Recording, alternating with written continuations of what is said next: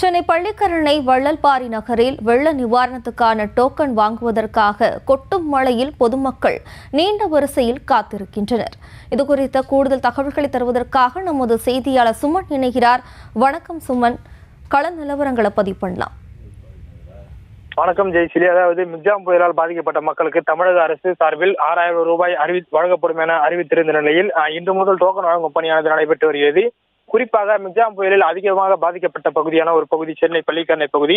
இந்த நிலையில் சென்னை பள்ளிக்கரணை பாரி வள்ளநகர் பகுதியில் இன்று காலை முதல் டோக்கன்களானது வழங்கப்பட்டு வருகிறது. சுமார் அரை மணி நேரமாக தொடர்ந்து தற்போது சாரல் மழை பெய்து வரும் நிலையில் அப்பகுதி மக்கள் மழையில் நனைந்தபடியும் சிலர் குடை பிடித்தபடியும் நீண்ட வரிசையில் நின்று காத்திருந்து டோக்கன்களை பெற்று கொண்டு வருகின்றனர். அந்த காட்சியை நம்மால் பார்க்க முடியுது. குறிப்பாக அந்த பகுதி மக்கள் ஒரு குற்றச்சாட்டை வைக்கின்றனர். அதாவது காலையில் ஒரு இடத்திலும் தற்போது ஒரு இடத்திலும் அதிகாரிகள் மாறி மாறி டோக்கன்களை வழங்கி வருவதால் மக்கள் பல்வேறு இடங்களுக்கு ஆங்காங்கே மாறி மாறி செல்வதால் அலைக்கழிக்கப்படுவதாகவும் மக்கள் அதிகாரிகள் மீது ஒரு குற்றச்சாட்டை வைக்கின்றனர். தொடர்ந்து கொட்டு மழையிலும் நினைய வைத்து அதிகாரிகள் டோக்கன்களை வழங்கி வருவதாகவும் ஒரு குற்றச்சாட்டை வைக்கின்றனர். ஜெயஸ்ரீ, செய்திகளை உடனுக்குடனும் துல்லியமாகவும் தெரிந்து கொள்ள சப்ஸ்கிரைப் பண்ணுங்க.